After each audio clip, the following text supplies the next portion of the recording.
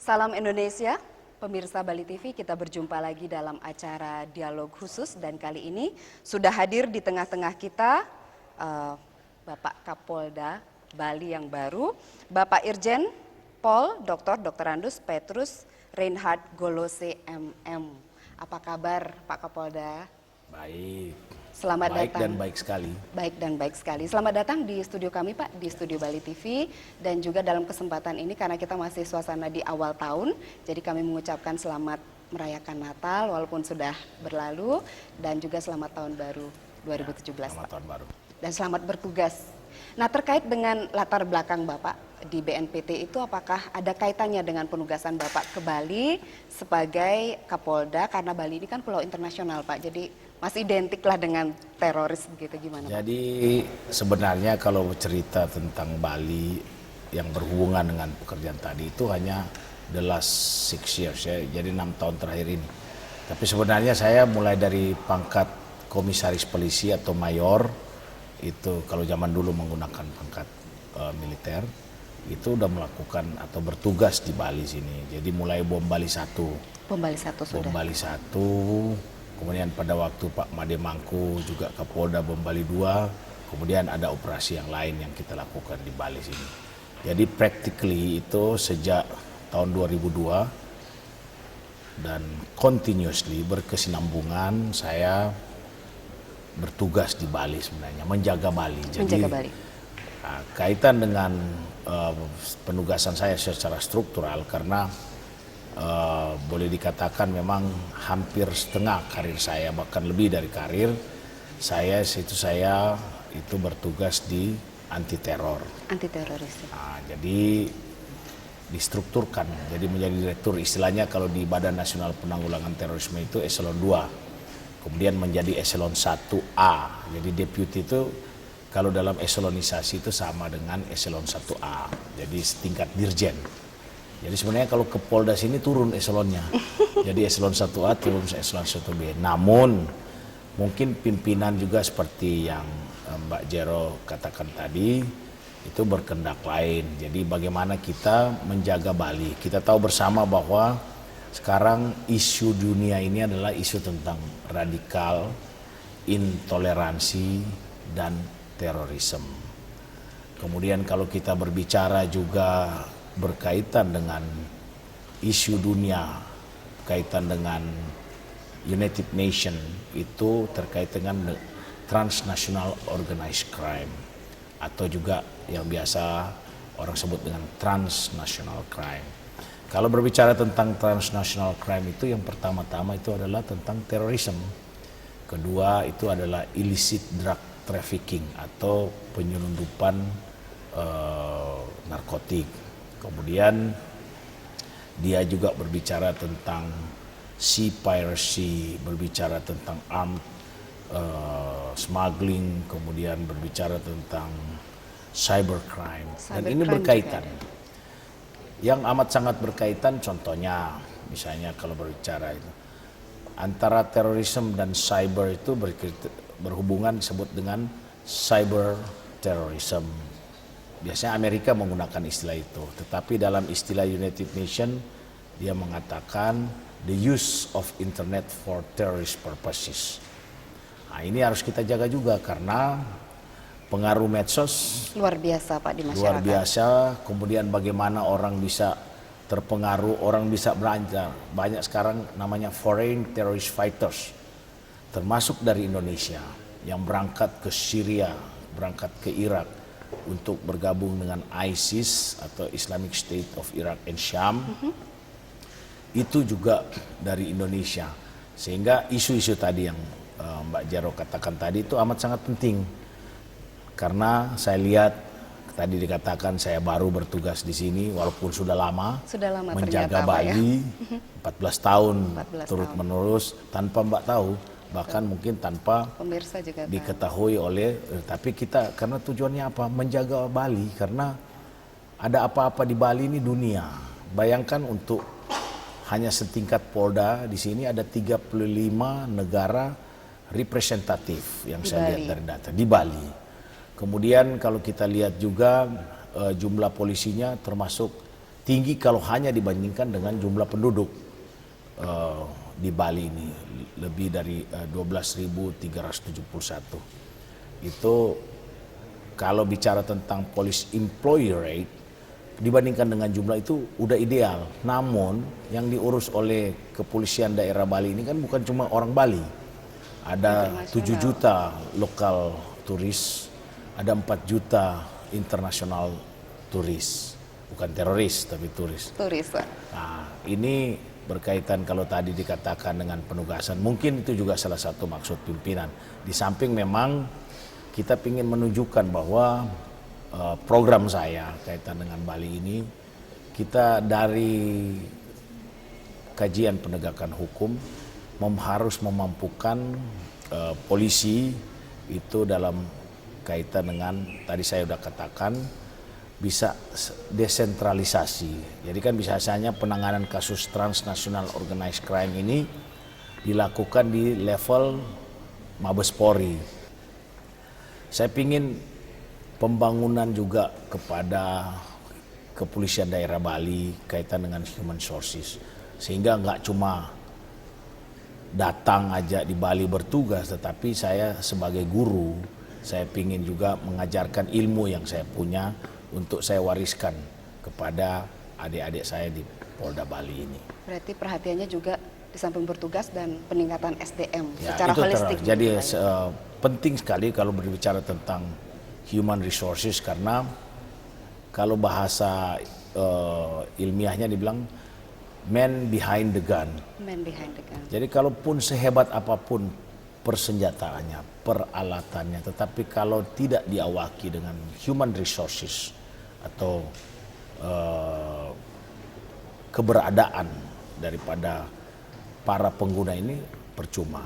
Ini yang kaitan dengan penugasan saya di Bali. Baik, baik. Nah, masih terkait penugasan Bapak ini ke depan, strategi pengamanan Bali ini sesuai dengan tema kita hari ini. Strategi pengamanan Bali itu Jadi prioritasnya tadi kemana, kalau Pak? berbicara tentang strategi, tentu apa yang saya sampaikan, saya menerima masukan dari bottoms up, tidak top down. Ya. Jadi saya membuat commander wish, ya saya maunya saya untuk Bali tidak berdasar, tetapi apa maunya masyarakat Bali, sehingga Dari bawah ke sambil atas. jalan dari bawah ke atas, dari masyarakat ke kita.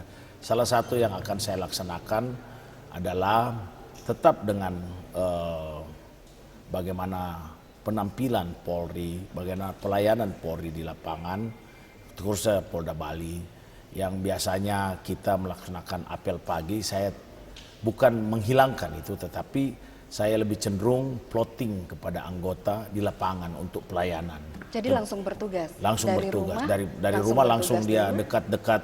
Jadi akan dibagi semacam kring-kringnya, semacam areanya.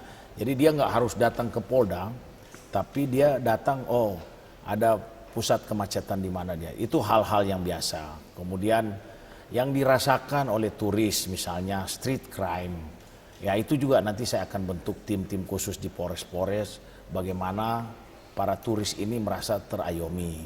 Tentunya dengan polis pariwisatanya yang sekarang disebut dengan, ada juga dengan pengamanan objek vital dan sebagainya yang turun bersama-sama. Kemudian kalau dari segi penegakan hukum, tadi saya sudah katakan saya mau ingin melaksanakan sistem desentralisasi. Sehingga Bali ini jadi jangan sampai rusak seperti tempat lain. Kita lihat di Filipina, negara itu sampai kita tidak akan menerapkan seperti di Filipina yang tidak boleh dikatakan berbicara tentang human rights. Tetapi bagaimana kita bisa menekan angka narkotik, karena itu akan merusak masyarakat Bali juga. Dan salah satu prioritas daripada transnational crime atau counter transnational crime itu adalah pengungkapan jaringan. Jadi bukan hanya kurir, tetapi jaringan kasus. Dan tentunya tadi saya katakan meminimalisir perbuatan teror ataupun radikal yang akan terjadi di Bali. Kemudian yang paling penting lagi tentunya kita merasa ada atau berada bersama-sama dengan masyarakat. Sehebat apapun Polri berbenah dalam artian dengan persenjataan, dengan equipment dan sebagainya. Tapi kalau tidak dicintai, jadi saya ingin dirubah. Justru itu saya mengajak juga bagaimana Masyarakat. kita tidak lagi wawancara di sini, tetapi nanti wawancara di kantor lapangan. polisi. Oh, di kantor polisi bahkan juga? di lapangan. Baik, Pak. Jadi biar merasakan mungkin ada kekurangan dari kami, ya silakan kami dikoreksi. Saya amat sangat menerima koreksi, terutama dari rekan-rekan jurnalis, masyarakat untuk keperluan daripada kembali lagi keamanan di Bali. Keamanan di Bali. Baik, menarik sekali Bapak Kapolda, dan kita harus jeda iklan sejenak. Pemirsa Bali TV jangan kemana-mana, karena setelah ini kita akan masih berbincang-bincang dengan Bapak Kapolda Bali yang baru setelah jeda iklan berikut ini. Baik, Pak Kapolda, tadi kita sudah berbicara tentang penugasan Bapak ke Bali, latar belakangnya apa, dan juga strategi pengamanan Bali. Nah, saat ini kalau misalnya kita berbicara pintu masuk Bali, ini kan banyak Pak sebenarnya. Kalau yang secara masyarakat ketahui ada yang dari barat dan dari timur. Kalau timur mungkin Padang Bae, yang barat Gilimanuk, dan tapi ada beberapa pintu masuk pelabuhan-pelabuhan tradisional di Bali itu. Nah, pengamanan untuk pintu masuk Bali itu sendiri seperti apa, Pak? Jadi kalau berbicara tentang entry point di Bali, ini saya udah katakan, saya udah bertugas sudah lama di Bali, dalam artian walaupun tidak sebagai personil Polda Bali, namun kita udah mapping ya. Jadi sebenarnya bukan hanya, jadi kalau kita penggelaran pasukan berjaga, tetapi yang kita inginkan adalah partisipasi masyarakat. Jadi semacam honorary police lah.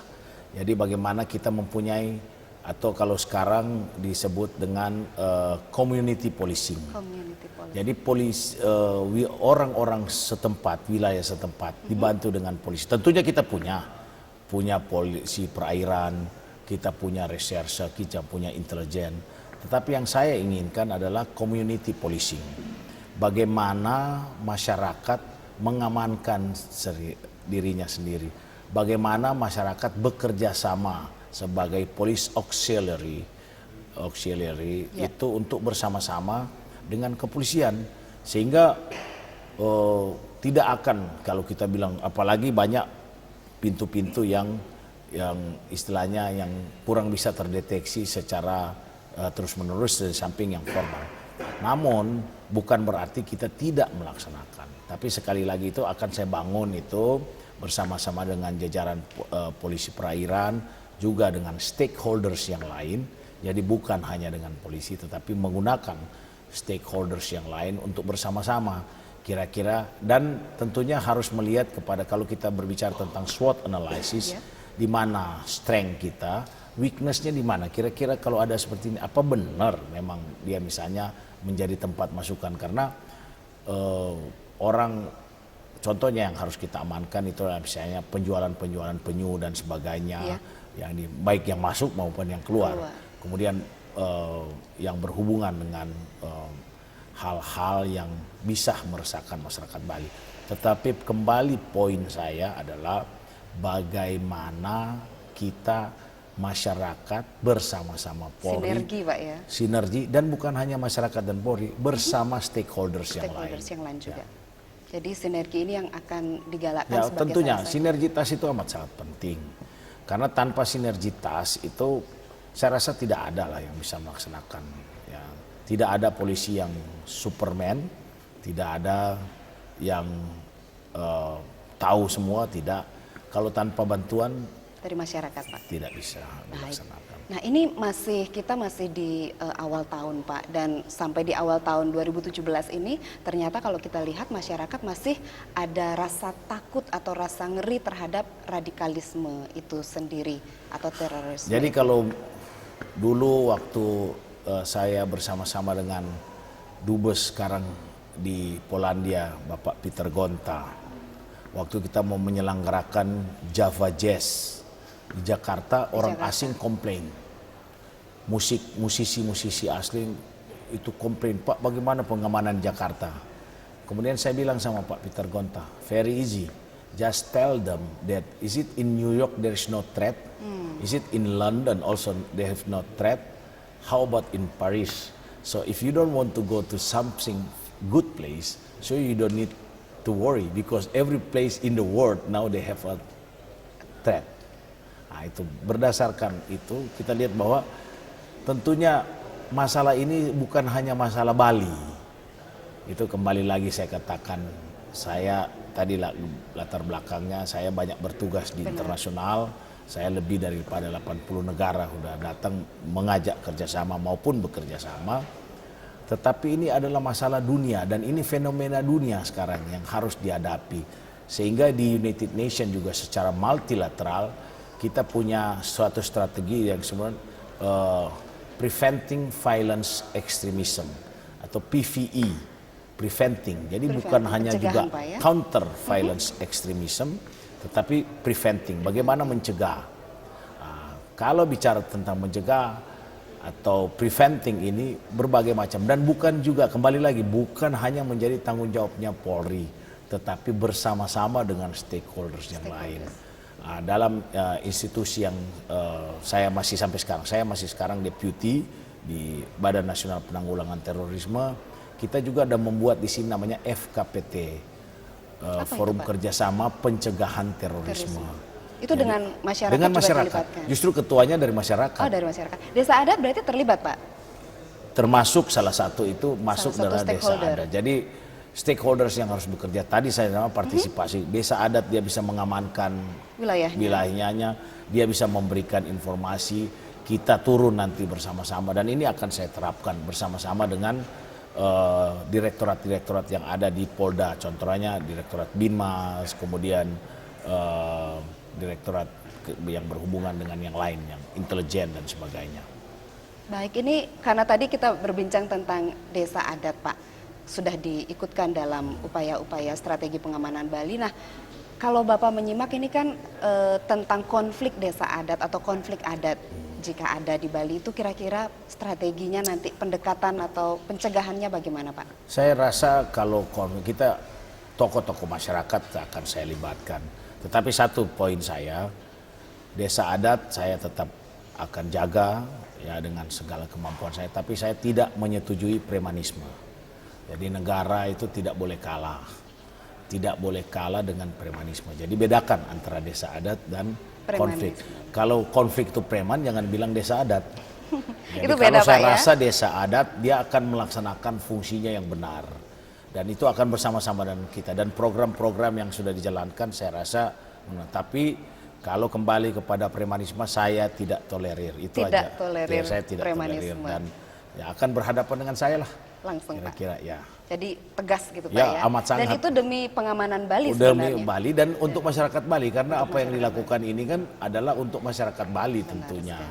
Jadi jangan sampai kita beritahu kita mengamankan dari luar, tetapi justru dirusak oleh orang Bali sendiri. Nggak boleh ini terjadi. Saya setelah menginjakan kaki di sini mulai dari 14 tahun yang lalu, saya merasa lebih memiliki Bali. Saya sangat cinta Bali. Jadi saya akan jaga dengan seluruh kemampuan saya untuk Bali ini. Terima kasih banyak Pak Kapolda. Jadi itu sebuah komitmen, tentu itu memberikan vibrasi juga jadi nanti pesan ke jajaran juga saya Bapak. untuk masyarakat. Jadi saya tidak mau dikendalikan oleh premanisme.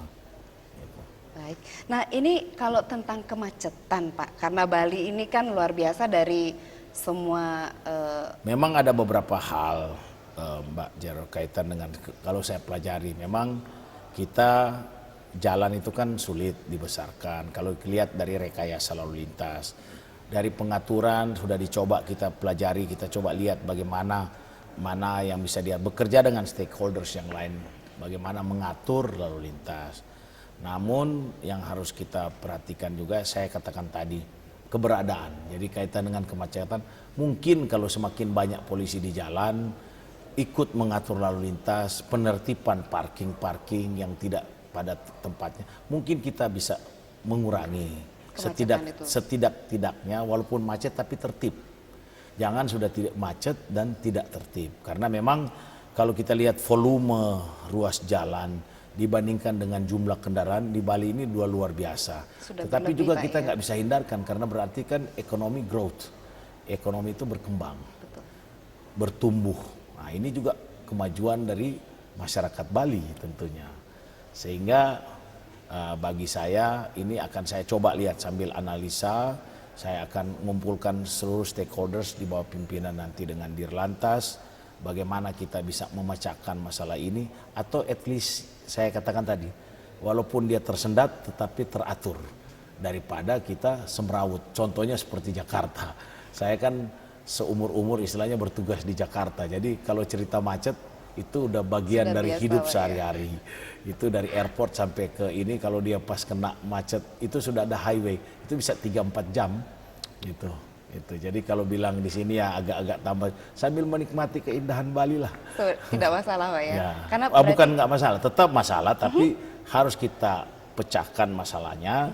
Namun kita lihat bagaimana teratur, dia kelihatan dia rapi. Jadi kalau saya lihat di sini kan secara sepihak saya lihat udah ada kesadaran berlalu lintas, sudah tahu macet, jalan satu arah, ada lagi dari saya, itu kan bahaya pertama. Dan ini kita juga tidak bisa langsung menangani dengan segera, tapi memberikan kesadaran sehingga ya banyak strategi nanti yang akan kita lakukan untuk bersama-sama. Sekali lagi nggak bisa sendiri, gitu, polisi nggak bisa alone, apalagi lonely ya. Ya. Jadi memang sinergi dengan masyarakat, melibatkan masyarakat. Ya. Nah, ini tentang generasi muda Bali, Pak. Generasi muda Bali untuk era ini sepertinya tidak terhindar dari quote unquote itu medsos, media sosial dan juga narkotika. Nah, di media sosial itu sendiri ada berita-berita yang kebenarannya masih perlu digali lagi. Jadi ada hoax mungkin orang bilang, atau hoax. Kemudian kalau untuk narkotika sendiri itu, nah kedua hal ini nih untuk generasi muda seperti apa Pak perhatian dari Polda Bali? Saya selalu berpikiran positif bahwa generasi muda Bali adalah generasi yang ke depan akan memimpin Bali, generasi yang akan berkarya untuk Pulau Bali dan masyarakat Bali, sehingga tentunya perlu kita menimbulkan kesadaran. Kalau berbicara tentang drugs, saya tidak toleransi lagi. Saya tidak toleransi. Tapi ada tahap-tahapannya. Jadi yang paling penting itu bagaimana kita mencegah. Sehingga akan banyak program-program kita untuk bagaimana melakukan preemptif, kemudian preventing. Kalaupun dia sudah kena dengan masalah drugs, bagaimana kita bisa kuratif, kita bisa merehabilitasi, kita bisa memperbaiki. Sehingga jadi tidak harus kita istilahnya eliminate sehingga tidak ada, tetapi banyak ini yang kita lakukan. Saya sebelum bertugas di anti teror, saya di narkotik. Saya banyak melakukan operasi-operasi besar, jadi menangkap pabrik ekstasi yang terbesar dulu di Indonesia itu tahun 2001, Ang Kim Sui. Saya yang drug dealer dari Belanda yang membuat ekstasi yang terbesar. Kemudian kaitan dengan kalau kita bicara tentang media sosial atau sosmed, sosial media, ini memang kan di samping tadi bilang hoax itu ada juga anonymous. Ya, jadi ini yang harus kita, sehingga ya bagaimana kita juga melakukan counter naratif tentunya. Nah, untuk hal ini saya rasa peran dari rekan-rekan dari media juga amat sangat penting, karena memang di Indonesia ini kalau nggak salah ada lebih daripada 5 miliar telepon. Dan rata-rata di Indonesia ini pengguna internet itu dari seluler. Gitu. Jadi ini menjadi tren ya, dan semua harus kita tidak bisa terhindarkan dan kita tidak bisa lari dari situ, tetapi bagaimana kita mengikuti, dan itu ya bukan hanya perkembangan tapi tren juga yang harus. Nanti kalau nggak ngikut di situ dibilang jadul kamu. Baik, Pak Kapolda, ini masih menarik perbincangan kita, tapi kita harus jeda sebentar. Pemirsa Bali TV jangan kemana-mana, kami akan segera kembali setelah yang satu ini.